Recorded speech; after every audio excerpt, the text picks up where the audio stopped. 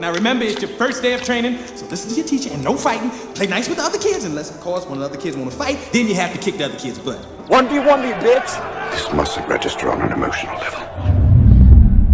What? Block ferrule left. Weaken right jaw. Employ elbow block and body shot. Yeah! Then block his blind jab. Now fracture.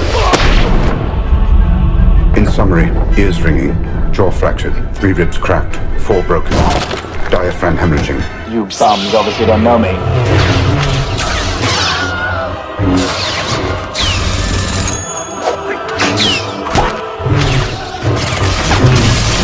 No, you fucking win! Back the fuck up! Back up! Finish him! No!